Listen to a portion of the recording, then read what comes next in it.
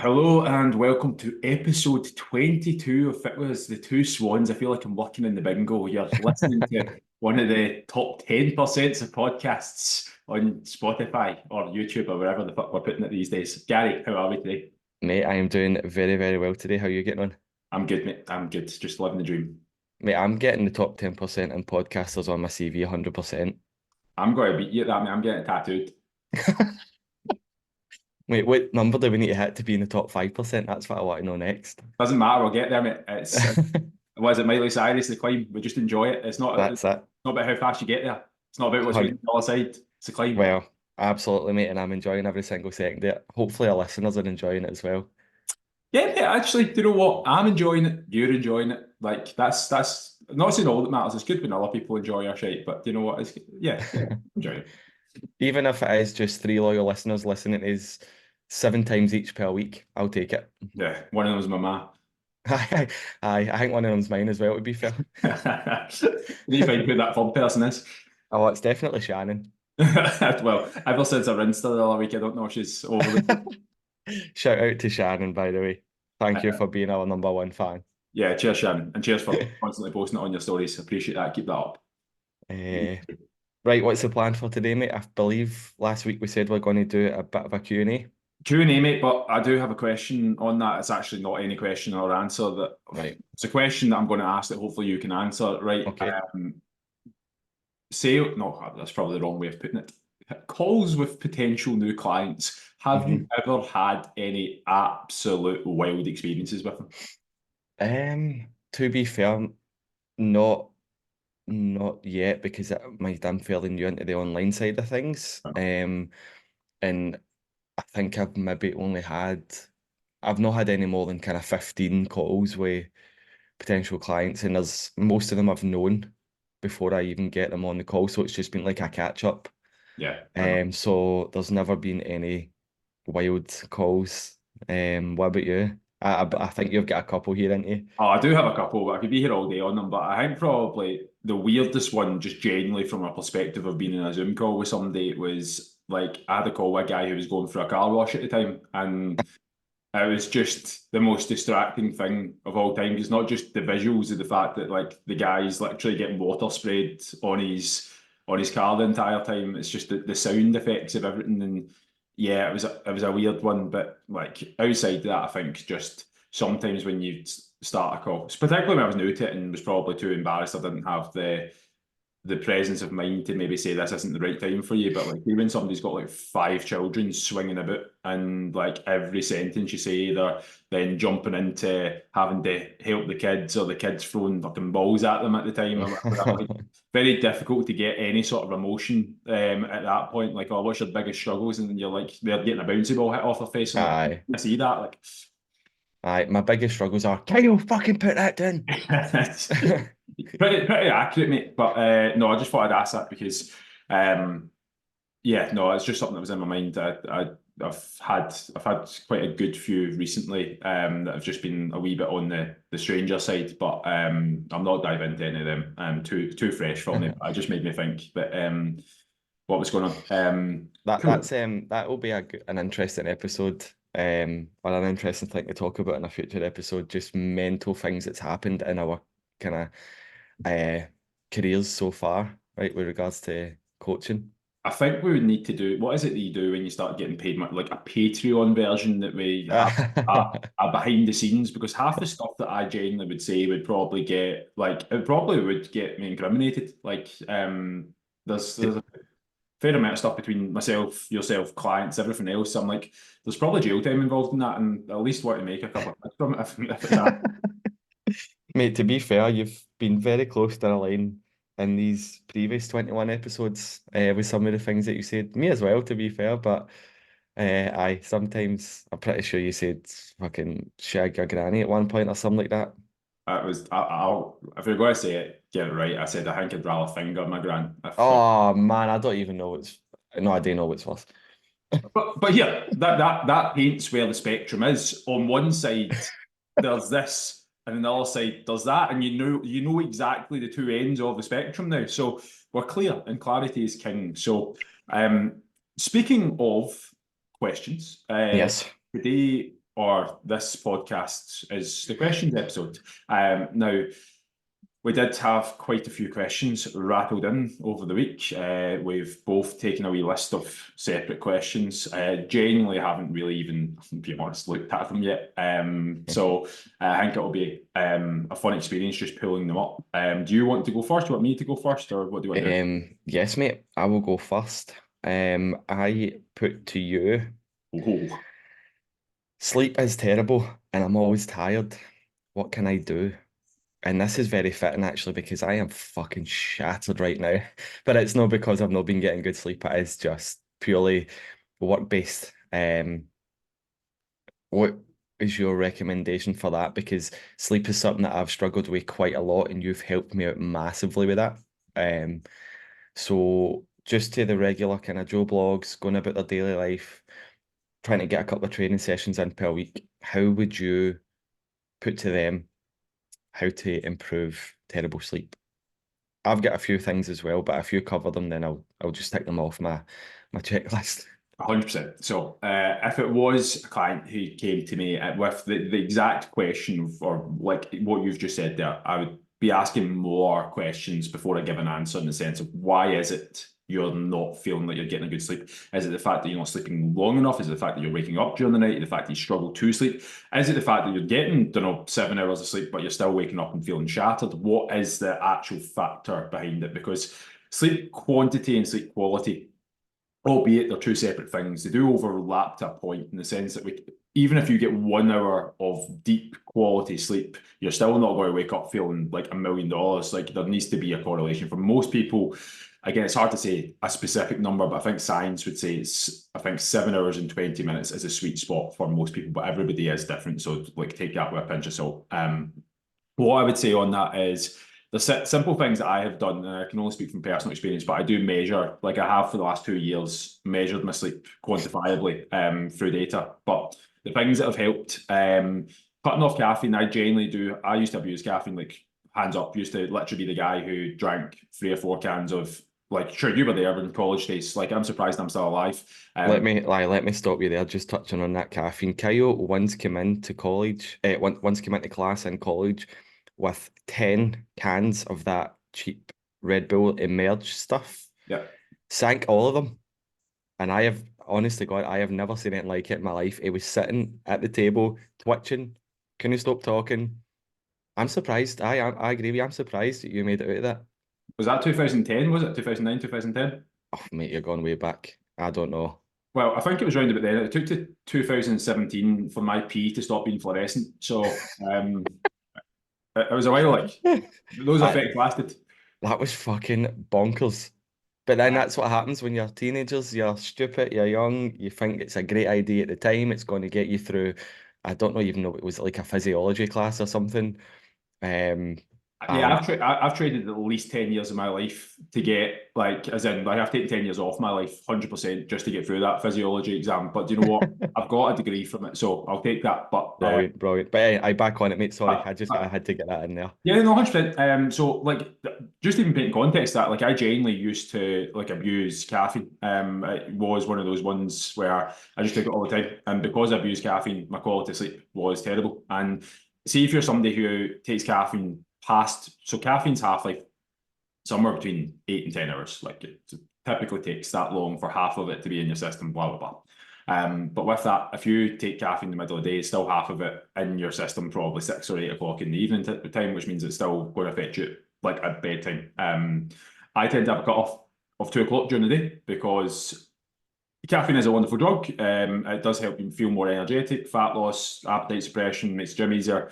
But with that said, if taken late in the day, it will affect the quality of your sleep. So it puts you in fight or flight mode, which is great if you're going to fight a tiger or now being abused to do bicep curls. But it's not so much if you're trying to actually get some deep restful sleep. So I would look at caffeine. Outside of that, I know this might sound gimpy, and I'm not asking anybody to do things that I would do because I'd still be guilty of this myself, but trying to avoid how much screen time and stimulation you get, ideally half an hour to an hour before bed. Also, eating too late as well. This is more something that I've done recently, whereas I have been measuring this, like I say, the last 6 months. Still guilty of it, and it's like, again, there's optimal information versus practical. When I used to be a gym floor PT and I was working till 10 o'clock at night, the only time I could eat was either 8 o'clock at night or 10 o'clock when I was done. There was no like getting my last meal in at 6 o'clock so I could digest it. It was a fucking 8 when I could, mate, because I was hungry. So I think with that, sleep will be impacted because your heart rate goes up to digest food. If you eat too late at night, it is going to affect your sleep.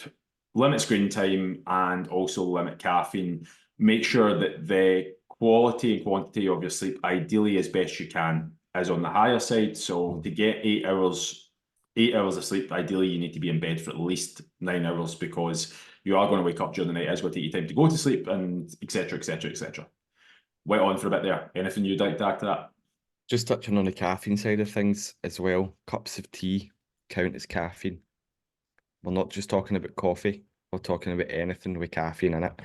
Would you even class things like Coke and stuff? Sorry, I'm just picking a wee thing off my mic there. What lines of Coke or actual Coca-Cola? A bit of both, actual Coca-Cola. But both of them I wouldn't imagine is ideal for your sleep. So things like Coca-Cola, because they do have caffeine in them. Obviously, you can get the caffeine-free version, but would you say? I do know I've not actually done the research into this. I don't actually know how much caffeine Coke has in it, Coca-Cola. But would you say maybe a can of Coke at 7 o'clock at night can affect your sleep? Well, I can, 100%. To answer your question, I think there's between eight. So if a can of Monster contains 32 milligrams per 100 milliliters, I'm pretty sure a can of Coke is between 8 and 12. Could be wrong on that. I've not looked, but I know Right. it's, So I, that's eight and 12 per 100 milliliter. per 100 milliliters. Now, bear in mind, So most cans, cans 330 is a can, so you're talking 30 to 35-ish milligrams of caffeine in a can of Coke. yeah, like that. That's again, don't hold a gun to my head, but I think it's roughly that. Just top of mind. It's a long time since I've looked. But to answer your question, it's not. Like if you're somebody who's constantly at the moment smashing coffees till 6 o'clock, 7 o'clock, 8 o'clock at night, taking cans of sugar-free or whatever, cans of Monster, then look, let's just do one step at a time. Like Right. take those out. But realistically, if I'm being honest, I've now got to the point where I don't take like I'll go to the point where if I go to the cinema, I'll get a 7 Up because I know there's no caffeine in 7 Up. Mm-hmm. That's how much I know it affects my sleep. And when you take something out of your diet, you start to notice the effects. So when you start to bring it back in, so for instance, if I did go to the cinema and have a Diet Coke at an 8 o'clock showing, I genuinely would, my quality of sleep would show that I've had a Diet Mm-hmm. Coke, I'd be fucked. So yeah, that's all I'd say on it. Aye, and that was one of the big changes that I made to help improve my sleep was have a cut-off time. My cut-off time's between 12 and 2. I allow myself up to 2 if I really need a caffeine hit before I train. But usually, I mean, I'm on my second coffee today already, and that's probably all I'm going to have today. I have been up for, 3 hours already. So 2 coffees before 10 o'clock in the morning, and then that's probably going to be the only caffeine I have for the rest of the day. But going back to kind of nighttime routines as well, another massive thing that helped me is I started doing wee tasks at night to help unwind and help kind of switch my brain off. So I would read a book, something that's easy to read, not something that you have to really concentrate on. See if it's like a learning book or a self-help book, something that you get kind of focused right into. That might not be ideal because you end up having to reread the chapters over again, but something that's quite easy that you don't really something that's easy to follow along. So like a story that's easy to follow along that you don't really need to go back and read the chapters. Read that in bed with the lights dimmed. I use a Kindle and it's got one of those kind of backlights to it, so I don't actually need to have lights on. Works like a fucking treat, so it does. I'm honestly halfway through a chapter and I'm like, oh, it's time to go to sleep. So yeah, staying away for your any sort of blue screen, phone, laptop, iPad, even the TV, get it switched off an hour before you plan on going to bed, and then start finding out a wee routine that's going to work for you. You know, if you're a woman and you like to do your moisturizer at night, turn everything off, dim the lights, go in, do your face, do your moisturizer, get yourself in bed, do a wee puzzle, um, read a book, just something that's going to help you unwind. And within a week, you're going to start feeling a massive difference. You're going to start feeling tired at the time you've been forcing yourself to go to bed at. Within a week, within 2 weeks, it'll feel like it's normal. It'll feel like it's routine if you stick to it every single night. But yeah, the caffeine is the biggest one, I would say, because people don't realize people are having cups of tea with their dinner, cups of tea before they go to bed, a wee bit of tea and toast at night for supper. There is still caffeine in tea. It's still going to affect your sleep. 100%. Can't agree anymore.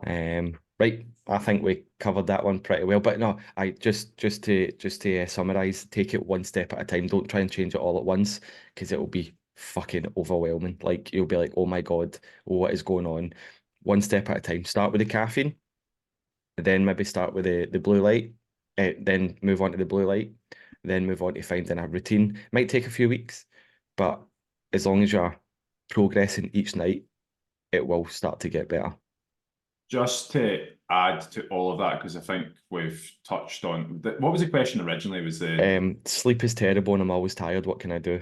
okay, fair enough. I was about to say there are other ways of being controlling your energy outside of sleep, but I couldn't remember if the initial question asked about sleep, so they identified sleep as the issue. The only again, you could open up a can of worms with this, but what I would also say, just a very blanket statement, is what you put into your body is going to affect how you feel as well. So when it comes to, don't just think about sleep, but like nutrition as well. And I can't stress that enough. I think we've very much been through the like restrictive side of food. So we then came back and went to the flexible dieting side of things, and then that we took that too far, and ultimately we're now trying to get back to that point. But I think I would remind people that as much as you can fit things within your calories, and even if you're not, whatever you're doing Hmm. in terms of you consume, try to make sure that there are foods. I think just a general rule of thumb that it's either still alive in the sense it's fruit, veg, or it's recently dead in the sense that like it's again an animal product, like again a chicken, a beef, whatever, like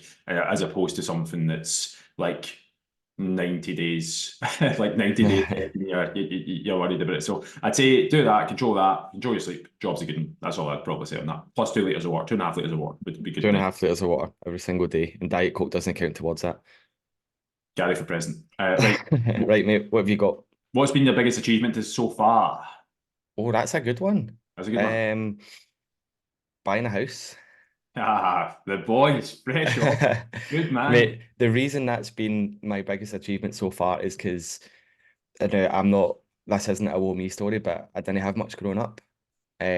Started working as early as kind of 15, had a bit of a paper round, and then that was me working, studying. Didn't ever think I would have enough money to travel. Managed to save up enough money to travel. Traveled for the best part of 4 or 5 years, and then had to come back at 32 and start all over again.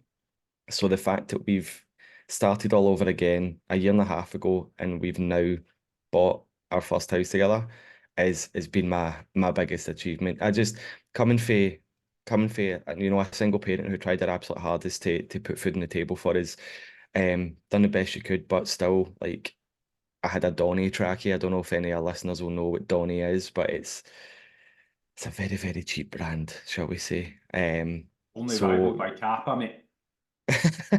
Mate, Kappa's coming back. It was never here, never mind coming back, mate. So yeah, my biggest achievement to date is buying my first house. I feel like I'm an adult now. Do you know that eclipses like restarting the business, and it eclipses where I got to the first time I had my coaching business. Because I feel like it's just such a massive, massive achievement. So yeah, sorry I went a wee bit off tangent there, but I just wanted to be super transparent and explain why it's my biggest achievement to date. But So I got emotional. I was actually thinking that what you were saying there is how most rap songs are made.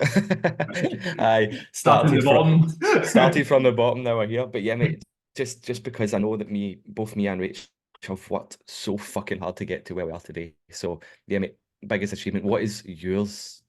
Well, it's probably a bit unfair that Jen's in the next room and I'd say that I kissed Miss Scotland once. I probably can't actually throw that out there. But Was she Miss Scotland at the time? mate, I was steaming at the time. I don't know. I just remember a mate going, "Do you know that she's a former Miss Scotland?" I was like, "Ah, she looks beautiful." Mate, that is fantastic. But I it's think probably I right. think I think you'll get away with it because I don't know if Jen listens. Well, the fact that she's next door, she doesn't listen to me. Full stop. At the same time, I've not been hit just yet. Oh, If you don't see me again, then you know what's happened. I'm in a cupboard. that Me is and Harry Potter. fantastic. That is The boy who fantastic. lived. Right, Um, apart from kissing my Scotland, give us another one. Mate, I'm going to give you two really short and gimpy answers. Okay. As much as I feel like I've done a lot of shit through, like, I've constantly tried to prove myself, and it's all for myself that I've done marathons, powerlifting competitions, done it to a reasonable level. I've again got in shape, built the business, whatever, and everybody always told you won't be able to, you won't be able to, you won't be able to, and I've kind of went in and I can. I think the first part to this would be I love the fact that everything that I have done I've done it for myself, but then I've taken other people through that journey. I've seen what that's meant to them. So, like, genuinely, when you have got in the best shape of your life and you've seen your abs for the first time, and that day that we're there, and you're looking back, going, I can't believe that's me and how you overcame it. Like, I'm not meaning to sound gimpy about it, but genuinely, as an achievement, like that gives me far more satisfaction than doing it myself. And again, seeing other people go through that process, 100%. So there's lots of small ones on that. I think just actually having biofitness where it is, biggest achievement, because again, I think even if I left right now, the impact, like I got a message from somebody yesterday who'd been trying for kids, and they were like, the reason I signed up with you is because I wanted to get healthier to have kids. And she went, years later, I'm now pregnant and got a kid. Like we're going for our first kid. And I was like, love that. Like if I stop doing it right now, like there's impact that I've created in people's life, and that's all I want. And as gimpy as that Hmm. sounds, that's what it is. But my own personal achievement is the fact that I should probably just in a transition from that. Jen and I were trying for children for 3 years, and it got to the point where I was like, we're seeking we seek professional help, and it just genuinely never gave up on it. I was always confident it was going to happen at some point. But you know when it starts going on and on and on, it's a bit like fucking Scotland qualifying for a World Cup. It's like right, at what point's it happening? I'd say the fact that she is pregnant and it looks like she's fucking hosting the biggest baby in the entire world because she's fucking massive right now. But the fact that this thing is coming along, she asked me what weight I was yesterday. And she went, I'm heavier than you. I was like, you're mad, are you? But There's a difference between having a human growing inside you and just having last night's roast dinner in you. That. don't know, mate. There's a few Domino's pizzas is added to that. I'm not entirely sure it's all just. It's I was saying that if she has, I said this to her, if she has the baby, how's she going to cope with the fact she's not having a free course dinner every night? Like, what's she going to do then? Like, she's going to have, I'm going to be slipping her my business card every single day, just going, yeah, you're going back to the gym. But you know where I am if you need help because training your partner is fucking brutal. I'd say I'm more likely to have to move into your house because I'll be kicked out more than anything else. Mate, there's a spare room. I'm on my way. I'll be quick. Sorry, what were you saying there if you want No, to? that's it, mate. That's my biggest But yeah, achievement. It's biofitness and the baby. The two B's, double B. amazing, mate. Absolutely fantastic. Absolutely love that again. Almost brought a tear to my eye there. That was a really good question. Thank you for whoever sent that in. Yes. I feel You like I was really selfish with my answer there, saying, "Oh, I bought a house, nothing to do with like the business and coaching people." But I'm kind of the same as you with regards to being able to help people. Do you know, it's not always about losing the most amount of weight when it comes to doing what we do. See the amount of messages I've had over the years just saying, look, you've completely transformed my life with regards to how I feel about myself. That to me is massive as well. I don't care how much weight you lose on the scale. See if I could get you feeling confident in a bikini. See if I can get you going on holiday and enjoying yourself and not having to worry about what other people are thinking. My job is a good one, and that really fulfills me. Like that gives me so much fulfillment that it's hard to comprehend. It's hard to put into words. So that's another massive achievement. Just being able to actually help people feel better in their own skin. Yeah, 100%. I was in a group of one of the mentorships I with. We had a thing in Edinburgh a few weeks ago, and one of the things that we're talking about is there was a guy who was struggling to talk about who he trains, and that was his issue. He's like, I love everything, but I'm not specific about my messaging, so I don't really find myself training anybody specific, which has caused me Mhm. issues. I went, I've trained literally as a PT. I've trained everybody. I mean, I used to do like fucking powerlifting. I used to do fucking if it's like triathlon. I've trained triathlons even though I've never done one, which again I was against. But marathons, everything like that. But I said like if you go onto my Instagram, my messaging is 10 kilos of fat in 90 days. And I was like, that's just the front end of it. Like Mhm. that's the reason that's there is because I genuinely think that people's lives would be better if they're 10 kilos down and the feelings they'll get from it. That's the initial thing. But most of my like the numbers say most people stay with me for around 13 months over a year, but some people have stayed for absolute like years on years, and some people are a little bit shorter. But with that said, if I was doing fat loss for 13 months consistently, I wouldn't be doing very well. It's more of a case of there's so much to it in the sense of people's ability to again get pregnant, people's ability to again get a job promotion. I literally trained, coached a guy so that he could get a job. He was going from fucking Ryanair to Emirates, which is a bit of an upgrade. Like he had to genuinely have some health markers in place. It could be getting job roles. And sometimes, like, you don't even get the message at the time. It's like you get a message further down the line. It could be years later going, Mhm.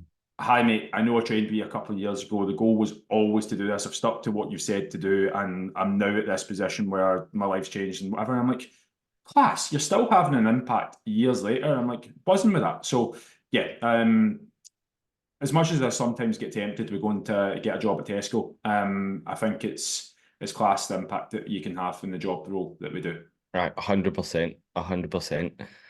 Right, next question. Right, is it you or me? It's you, innit? It's you. Me, I'm going to ask this one because I feel like this is something that we experience quite a lot with clients. So if I'm comfortably losing weight, should I lower the target, sorry. I no, this is a thing. I don't know if that's specifically for calorie target or weight loss target. So we could answer both, Okay. Right, okay, I'll leave right? this for So you. start with the calorie one then. So if I'm comfortably losing weight, should I lower my calorie target? Um, I would always like against as a coach, I'm never going to tell you exactly what to do. I think just opening up the two doors as to what happens if you do either of them. So right now, if you're comfortably losing weight and you have more calories, ultimately, it depends what rate you're losing weight. Because again, there is a if you're losing like 0.1 of a kilo every week, and the goal is to lose 10 kilos, then it's going to take fucking forever and ultimately as much as whatever. But as definition of comfortably losing weight, this is why it's important to have quantifiable metrics. If it is alongside the target that we have, then realistically, there's no point. Well, sorry, you are getting away with having a higher amount of food and having to put in less effort, and you'll get away with it. So the process becomes frictionless. It's a bit like running a 10K race. If you're running comfortably at the pace you are, and we've still got another, I don't know, we're 4 kilometers in, you've still got 6 to go. If you speed up and try and sprint your way there, there's a good chance you might fuck yourself and you might not finish Hmm. full stop. So there is always a conversation to have going, yes, we probably could go a bit more aggressively, but this is the cost to that. Like you will get less in terms of flexibility with food, your energy levels will go down. There is a cost in terms of if you're going to the gym, your session quality will reduce because as a byproduct of having less glycogen and less ability to recover, it will affect your body composition. So as much as weight very much is on one side of things and as a metric we'll be looking at, there are this entire other thing that has an equal and opposite reaction to. On the other side of that door, though, there is a if we're looking at it and going, let's say you're losing 1% of your body weight per week, which is the gold standard, cool. We can again reduce your calories and you can lose 1.5 or 2% of it, but we need to do it over a shorter period of time because that's not a long-term game plan. Hmm. If you do that long term, then realistically you are in a fast track to don't want to use the word burning out, but realistic you're in a fast track to having a rebound when you get to the bottom position. So that's the two things I'd say on it.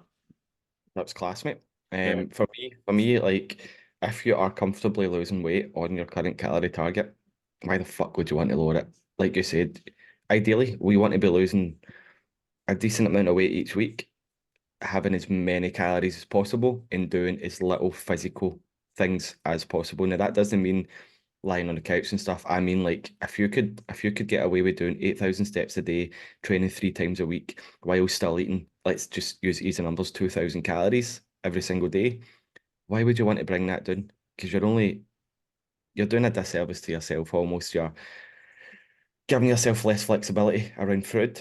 You are going to feel tired eventually. It is going to catch up with you. And you like we've spoken about this before. So when you eventually plateau, which tends to happen, you've got one or two choices. You can lower your calorie intake, or you can increase your output, or you can do a wee combination of both. You don't have to do any of that until you hit that plateau, or if you do want to speed up your weight loss just a wee bit. But like Kyle said, you don't want to go too hard too soon because you're not going to finish that 10K race if you do. Yep. Weight loss. So if I'm comfortably losing weight, should I lower the weight target? Now, I'll dive in first here. Go on. Um,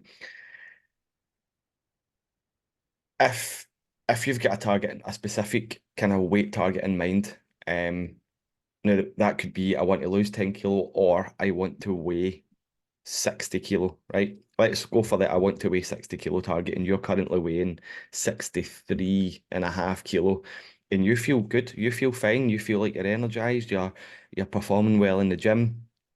But you feel like you have to get to the 60 kilo because you feel like that's where you need to be.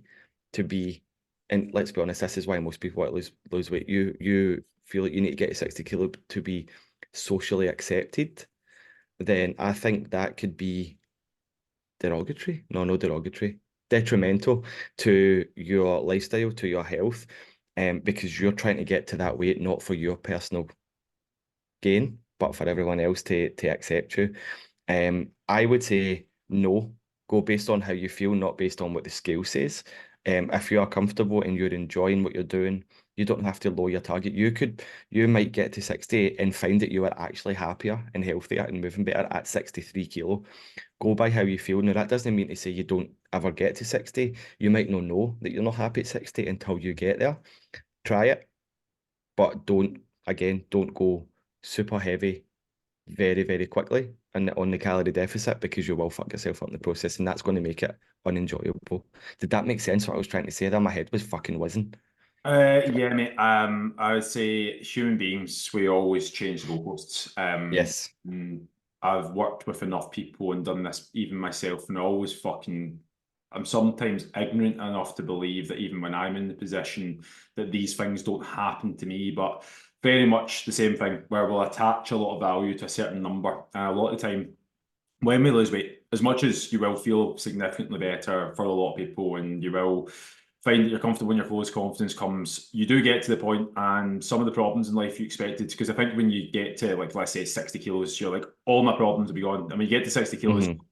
oh fuck, I still have problems. I'm craving the same things I was craving. I'm still feeling a little bit insecure in certain scenarios. You're like, well, do you know what? It might actually be 58 kilos that solves that problem. Aye. And it's like, it just continues and continues. And what do you just keep losing weight till you're a zero? And when you're a zero, you're dead. So that's not that zero's not a goal. Like, so all I would say on that is I'm not exempt to that, and I'll be my own experiences. The first photo shoot I did, I was 76.6 kilos. I mean, I've not been 76.6 kilos since I came out the womb, but like at the time I was 76.6 kilos. And I at the time thought I still had a little bit to go. I Hmm. still was like, oh fuck, as much as I'm in great shape, there's still a wee bit to go. Now, with the byproduct of my coach coming out of coaching, the nightclubs and everything else. I've not been to nightclubs since COVID, but like the pubs and stuff reopening since COVID and all that, like I just got to the point where I was like super comfortable and I was like, do you know what? I'll just enjoy myself or whatever. And so, like after losing 20 kilos, I think I put on 25 kilos, running the gym, stressing. And in my head, I was only ever 3 or 4 weeks away from like fucking getting back in shape again. Until I seen myself and I was jiggling. I was like, oh fuck. Try playing five-a-side or doing a half marathon at 100 kilos. It's not fun, not fun at all. So anyway, look, long story long, got to the point where I needed another goal, and I was like, you know what, I'm going to beat my photo shoot I did last time. So fucking literally the rebound effects. I've been on the other side of that, come straight back down again, and I was getting to the point where I was getting close to this photo shoot, and I'm like, last time I done this photo shoot, I was 76 point whatever it was. I'm sitting at 81 kilos, and in my head, I'm like, I need to be 75 kilos. There's no way Aye. that I can do this at 81 kilos. I'm going to embarrass myself. There's photos out there of me on the internet, and I was like, if I don't get this, everybody's going to know I'm a fraud. I've fucked it. Like I'm telling people about losing weight, and I can't do it myself. I'm like, but what actually happened is I'd actually gained a good bit of muscle in that time because as much as I was fucking putting away the food, I was very much increasing my numbers in the gym and stuff. And with that, I looked far, far better.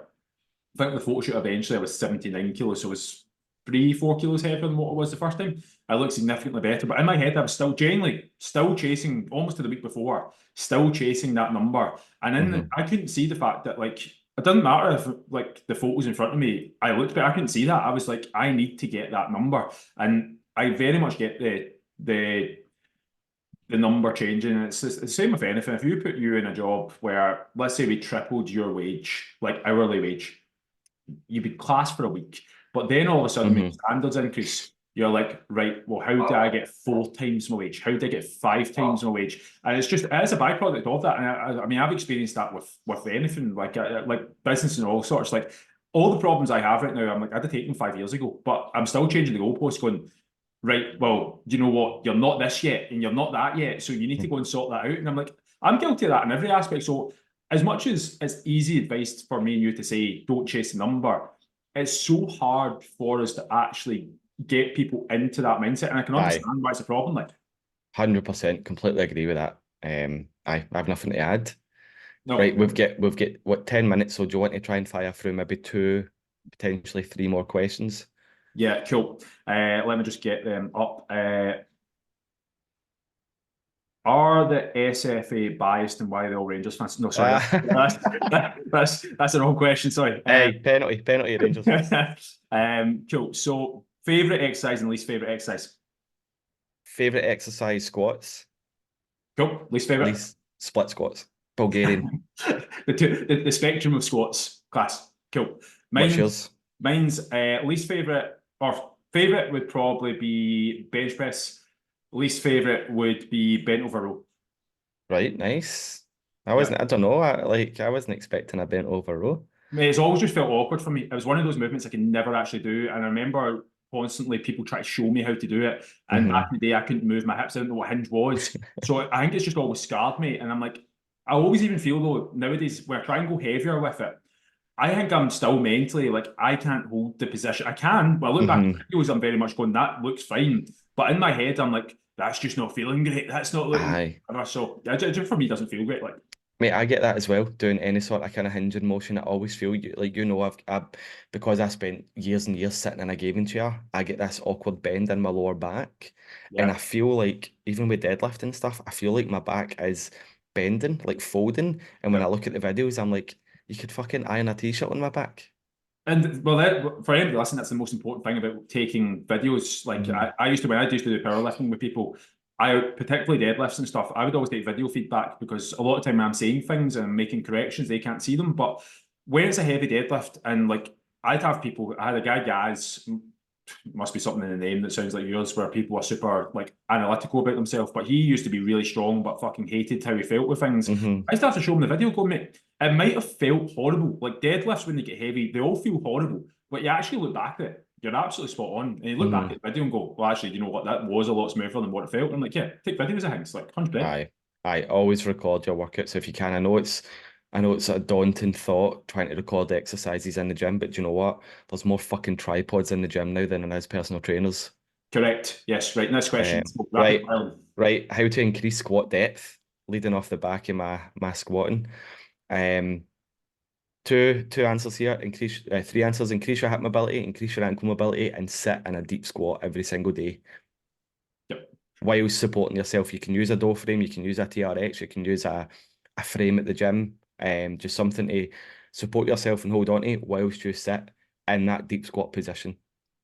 Yep. I would just add to that, like, firstly, I know you've asked about squats, but realistically, you don't need to have squats in your programming. It's more of a skill than it is a strength building exercise, albeit it is good at strength building if your form's spot on. But if your form's not spot on and you don't actually do a sport, then it's not necessary. But with that Hmm. said, to solve the problem, I would look at hip mobility and ankle mobility, what's the limiting factor, identify what one it is, and then if it's ankle mobility, there are things you can do in terms of like you can put plates under your feet or you can get squat shoes that will naturally help it. Hip mobility, there are some warm-up drills like toddler squats, things that can very much help you get into that position. A lot of the time, the limiting factor is actually knees and the position of the knees. So actually think about driving your knees apart away from each other rather than Hmm. just forward, because that's where, again, you run out of mobility. But realistically, it's not something you need to do. And if you do it, then there are things to just work on in terms of like just mobility drills to get you there. I don't.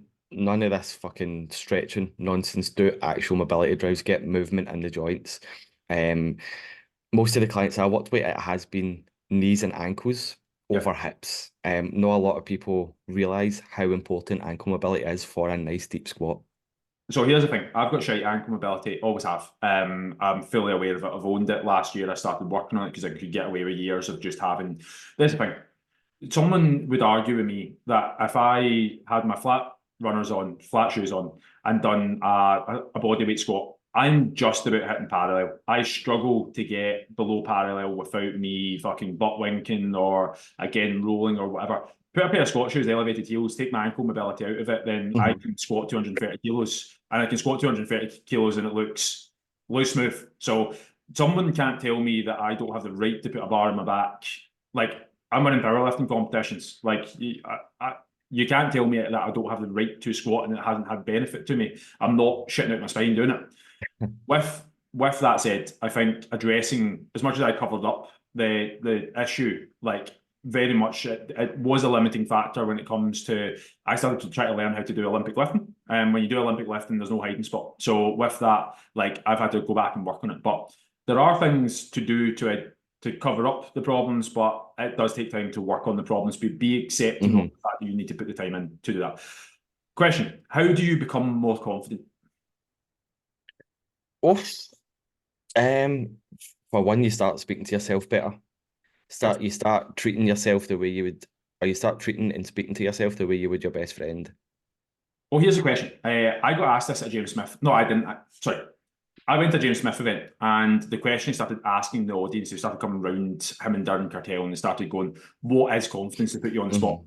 And in my head, I was actually thinking what confidence is. And a lot of people were like, oh, it's when you don't give a fuck or whatever. That's really where and I was like, but you cannot give a fuck. But that doesn't, for me, that doesn't mean you're confident. What's Yeah. confidence? What's confidence for you, Gary? Confidence for me, oh my God, this is a very good question, and we've only got 5 minutes to answer it. Confidence is there's a few different things here. One is putting on a certain polo shirt and feeling good in it. Yep. One is making something as simple as making an Instagram reel and posting it, because that takes quite a bit of doing. Oh, I thought I lost you there. You paused. Yeah, no, you paused too, but I still heard you. You were consistent. Keep going. Yeah, just something as simple as posting an Instagram reel and actually putting it on social media for everyone to see. Um, Mate, this is a fucking hard question. Oh my God. So I'm asking you it in 5 minutes. It genuinely took me 2 years to come up with the answer that I think it is right now, and it could change. Now, the answer I would say is having undisputable evidence you are what you think and say you are. So for that, it's been able to turn up as a person you want to be. Now, with Hmm. that, for me, it's like I'm confident because I know that I've challenged myself to discomfort constantly, and I know I can back myself to turn up when shit gets hard, not just in fitness, in life, and everything else. So that for me, when you put me in a stressful situation, I'll back myself to find a way to get it, and I've been Hmm. there and I've done that before. For me, that's confidence in that situation. Now, what I would say is there are situations where I would be very unconfident because I've not got any evidence to say that I'll be good in that situation. Like if you put me in front of a room of people that I don't know and ask me to speak on a subject I've not got a clue about, as much as I can go into the archives and go, well, I've spoken in rooms of people before and I can entertain people, would I be confident be able to deliver the piece with confidence that I know that like I'm what I talk about? Probably not if it's a subject I don't know about. So I'd be very Hmm. unconfident in that. But that would be my answer to that if that made sense. It did make sense, mate, and I agree with what you said at the start. Like, not giving a fuck doesn't show confidence. 9 times out of 10, not giving a fuck. These people you see online not giving a fuck and acting like they don't give a fuck tend to not be so very confident. I was about to say it's always by people who it's like a mirror. You know the wee guy in the group who thinks he's the hardest, but he's the biggest shite bag out of everybody. It's like Aye, aye. defense mechanism. It's like yeah, it's easy to be angry. It's easy to not give a fuck. It's easy to be all of those things, but that Mhm. doesn't necessarily install confidence. Again, I'll reiterate it. Confidence for me is having it's been undisputed proof that you are what you say you are. But for to be confident, you need to constantly challenge yourself, your behaviors, and be reflective on of that. You're never going to be perfect with it, but you do need to Mhm. challenge that. And I think what leads people to be unconfident is we are in a world where it's so easy to be comfortable and shy away from things. And you've got people, and it's an echo chamber where right now it's like if you don't feel great in yourself, people are like, it's okay, it's the world to blame, it's not you, whatever. Fuck all that. It is you, it's your problem. Like, go and fucking sort it out. Don't mean to sound like Andrew Tate here when I'm saying this, but like, it is genuinely when it's like, stop letting yourself down. If you're constantly telling yourself that you are something, you're doing something, your behaviours are constantly the opposite of that, you're not challenging them, and you've got people around you who say that's okay, then of course you're never going to be confident because you know what? You've got no confidence in the fact that you're going to do it. You've let yourself down constantly, constantly, constantly. It is about actually taking action to become that better person and be willing Yes, to fail at it consistently, but understanding when you're failing, you're turning up and doing it. That's where the confidence for me would come in. that's class, mate. Absolutely love that answer. Cool. One final question, and it's a quick one. Who's winning, Mike Tyson or Jake Paul? Oh man, this actually breaks my fucking heart, to be honest. Mike Tyson was genuinely my hero. So when it came to back in the day, mate, when YouTube was a thing and you had, without adverts, but it took like fucking 30 minutes to load a 30-second clip. I used to have my wee dumbbells out and watch Mike Tyson clips and just he used to be the man for me. I was like, I'd never seen an athlete dominate a sport like Mike Tyson did. Genuinely hero. I love his journey and the fact that he talked about the rough upbringing he had. I've got his DVDs, his book, his fucking Blu-rays, mate. Mike Tyson would be a hero for me. I love the fact he said he had to come out of boxing because his ego would get in the way. This for me is almost like seeing your hero die because I'm like, regardless outcome, I don't care if he knocks Logan or Jake Paul, who the fuck is fighting his head off and destroys in the first 10 seconds. Albeit I want that to happen. I'm like, Mike, you said that this was over. What are you doing, mate? You've made, I don't know your money circumstances, but like, what are you doing? Like, what are you? Aye, he's sold his soul to the masses, isn't he? Breaks my heart. It genuinely does break my heart, but I hope he doesn't get battered. Well, honestly, there is part of my soul that's died inside. I'll probably not watch it if I'm being honest. It does I, haunt me. Yeah, I think Jake Paul will win just purely for the money side of things. Like, I think it'll be scripted. I I don't know, mate. I still look at Mike Tyson, and he's definitely on TRT. Like Oh, he's aye, 100%. now Mike TRT Tyson. and shrooms. He likes Well, his shrooms.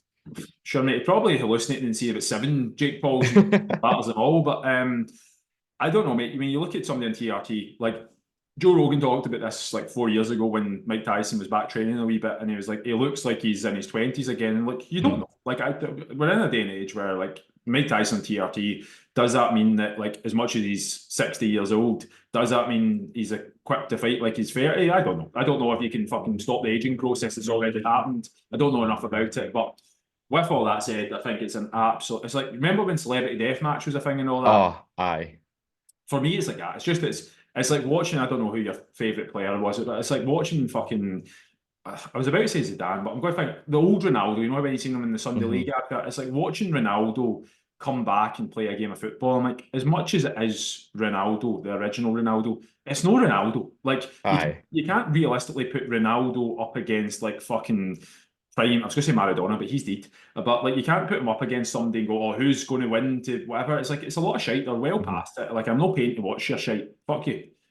Aye. That's what the dodgy boxes are for. And if you work for the police, I'm kidding. What's the dodgy box, mate? No idea what. Right, mate. I believe you are a busy man today and you have to shoot off. So shall we call it there?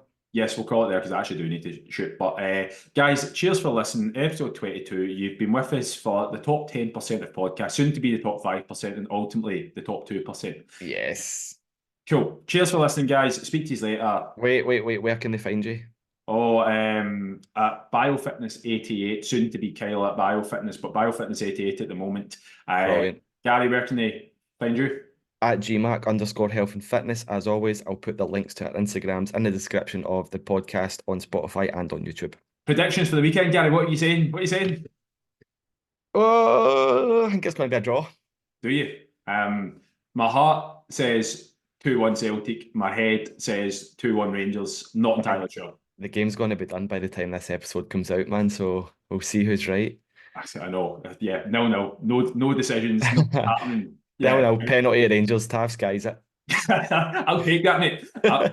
Let's just say I put a tenner on for Rangers to get a penalty, and I'll be getting 30 quid back regardless of what happens. Right, mate. It's been a pleasure as always. Thank you everyone for listening, and we'll chat to you all very soon. Bye bye.